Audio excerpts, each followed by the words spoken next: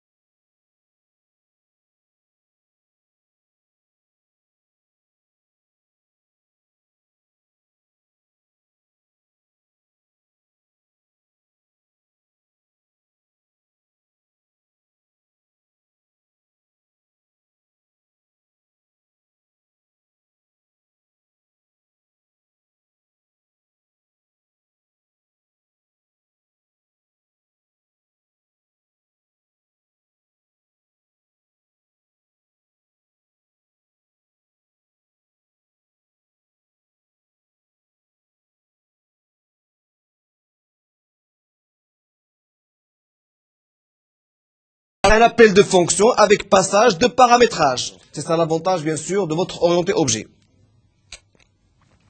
Alors, le problème cette fois-ci. Alors, en phase sur les actions, peu de dignité des données, avec une qualité de la donnée maniée par la fonction elle-même. Exemple, vous avez par exemple humain, si vous voulez, est égal record, avec âge, poids, et entre parenthèses, nous créons une instance, si vous voulez, et un objet de la classe humain, avec P, deux points, comme integer. Et bien sûr, on intègre la hauteur ainsi que le poids. Alors là aussi, c'est l'approche problème, c'est-à-dire que vous avez la possibilité de créer une instance de l'objet humain que vous allez appeler Pierre, ou que vous pouvez appeler H, et utiliser la méthode âge, poids, Pierre, pour pouvoir affecter, bien sûr, le 23-29 en ce qui concerne les informations de Pierre. Alors, vous allez trouver un exemple, c'est le Ether version 9, exemple au niveau du deuxième chapitre. Alors, l'approche procédurale, donc c'est l'approche qui était exécutée tout à fait au début avec, bien sûr, les anciens programmes. Alors, il y avait des exigences, un cahier de charge. Et ces exigences nous poussaient bien sûr à développer un programme. Alors les exigences, on les connaissait déjà, mais pour préparer un programme, c'était un petit peu difficile de le faire. Pourquoi? Parce qu'on travaillait d'une manière procédurale, avec des procédures, et ces procédures, malheureusement, elles n'étaient pas portables, c'est-à-dire qu'on ne pouvait pas bien sûr pouvoir les exploiter au niveau d'autres programmes, et ainsi de suite. Alors maintenant, vous avez une décomposition peu réutilisable. Vous n'avez pas eu de décomposition réutilisable. Alors qu'avec l'orienté objet, toutes les décompositions sont réutilisables. Et vous avez une négligée. Parce que lorsque vous travaillez avec un orienté objet, vous avez bien sûr des classes qui donc vous avez peu de programmation, ça ne nécessite pas beaucoup de programmation votre programme, et vous avez bien sûr une maintenance qui est négligée parce qu'il y a beaucoup de maintenance à faire. Alors la modularité. Un module est égal à une unité contenante. Donc c'est une représentation encapsulée d'une donnée bien précise. Vous avez des opérations aussi qui peuvent être demandées sur cette donnée. Alors, nous avons un petit exemple. L'implémentation, donc S2.array, donc là, on va créer un tableau, une matrice si vous voulez, avec une interface pop, la méthode empty, la méthode top. Alors, on fait appel à ce qu'on appelle une pile. Et c'est très important pour n'importe quel programmeur, il doit savoir comment gérer les pointeurs et comment gérer les piles. Et ça, on va le voir plus loin dans les cours prochains. Alors, au niveau toujours de la modularité, vous avez une organisation du programme en sections autonomes. Chacune met à disposition une structure de données spécifique en encapsulant les détails de réalisation et en permettant de l'utiliser seulement à travers les fonctionnalités d'interface. C'est ça l'avantage de la modularité. Alors nous avons ici un autre exemple, un programme. On fait une importation d'une pile, si vous voulez, avec une matrice ici, et avec bien sûr le fait d'utiliser des méthodes putsch avec une affectation de 3, la méthode si, if, not empty, et ainsi de suite. Alors, Abstract Data Type, le ADT. L'Abstract Data Type est égal aux données plus une programmation objet. C'est ça l'avantage. Alors, est égal à unité pour la gestion d'instances du type défini. Alors, en termes d'orienté objet, effectivement, on a besoin de travailler en ADT.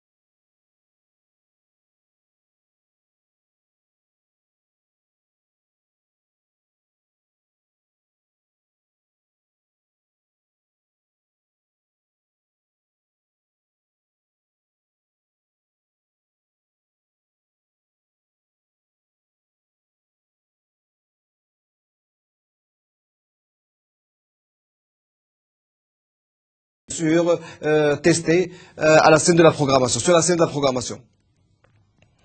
Alors, l'analyse plus approfondie des principaux mécanismes. Les approfondissements, les qualificateurs de scope. Alors, les qualificateurs de scope, c'est quoi? Ce sont bien sûr les variables, si vous voulez, publiques, privées et protected. Alors, lorsque vous utilisez des variables privées, publiques, protected, c'est pour enseigner les objets et bien sûr leurs méthodes. Est-ce que les méthodes ou les variables ou les données d'une classe bien précise seront visibles au niveau d'autres classes? Oui ou non? Si oui, ça veut dire que vous devez déclarer la classe publique. Si vous la déclarez en privé, seules les méthodes de cette classe qui vont utiliser bien sûr les données et qui vont exploiter les données. Alors d'autres méthodes ne pourront pas le faire. Alors maintenant, si vous voulez avoir une solution intermédiaire, à ce moment-là, vous pouvez les protéger pour pouvoir mentionner à quel niveau vous devez bien sûr utiliser, si vous voulez, un argument bien précis ou une méthode bien précise pour une classe bien précise. L'instanciation, c'est le fait de créer une instance donnée d'une classe, c'est la création d'objets. Les caractères héréditaires, donc l'héritage, le polymorphisme et des classes abstraites des super ou la superclasse. Alors le qualificateur de scope, si vous voulez, vous avez le private, vous avez le public, et vous avez le protected. Alors, le private, c'est, si vous dites, le contenu, lorsque vous cliquez par exemple sur private, ça veut dire que seules les méthodes de la classe vont pouvoir, si vous voulez, exploiter les données de la classe. C'est ça la différence qu'il y a. Alors maintenant, si vous le faites en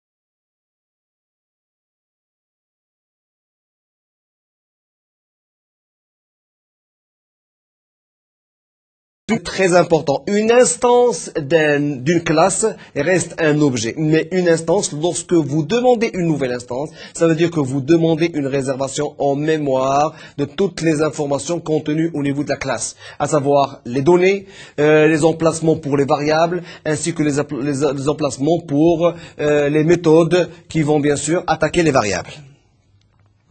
Alors, une instanciation, les conséquences, Pierre est égal à Rossi, donc on peut faire bien sûr une instanciation de cette manière-là.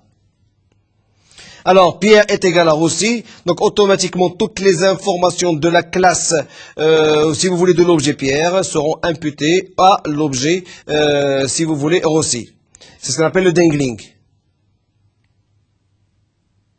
Alors, les classes abstraites, elles spécifient des caractéristiques générales éventuellement sans les réaliser.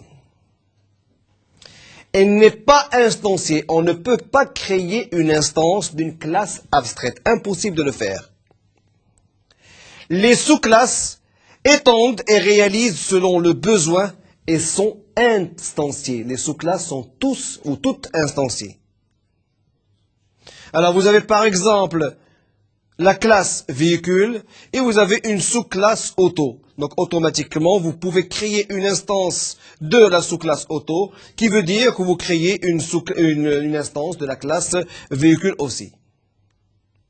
Alors les caractères héréditaires, si vous voulez, donc l'héritage, c'est un mécanisme pour la hiérarchie de type. Donc c'est une instance de sous-classe qui est une instance de la superclasse. Alors là, l'héritage, c'est le fait de créer de nouvelles classes.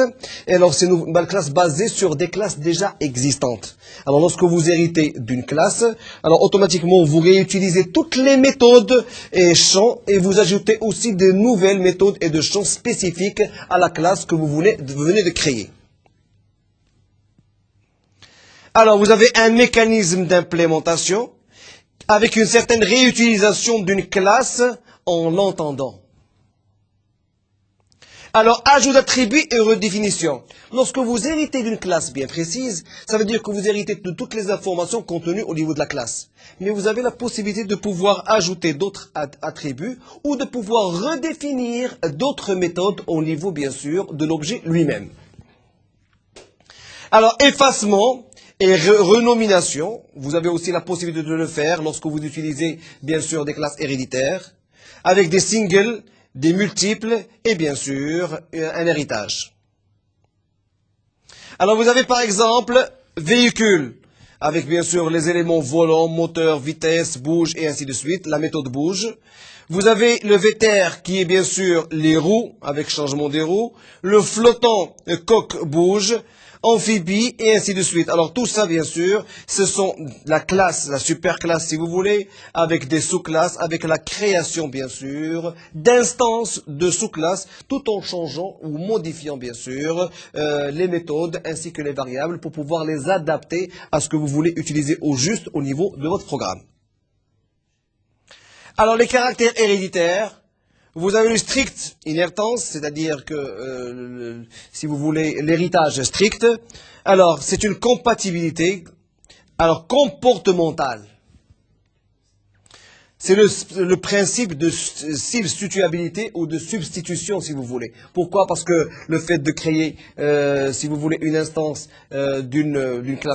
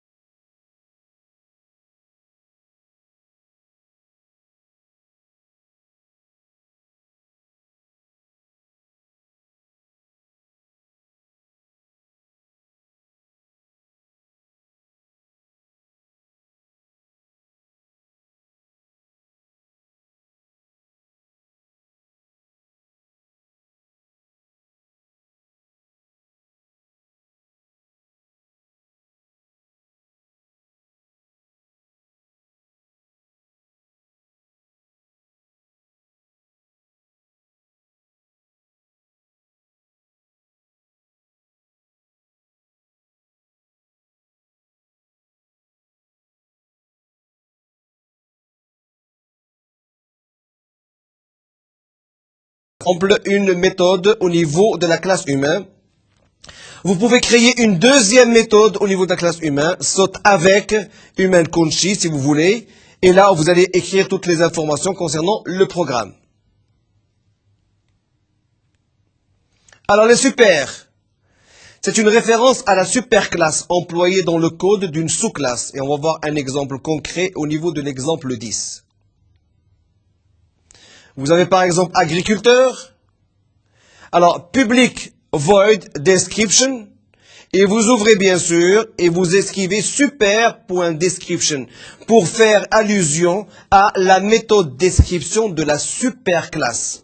Et puis descrice récolte pour pouvoir faire appel à la méthode récolte. Alors maintenant, si vous avez besoin d'informations complémentaires, vous pouvez toujours vous connecter au site de Netuno en cliquant sur le lien Magnetio.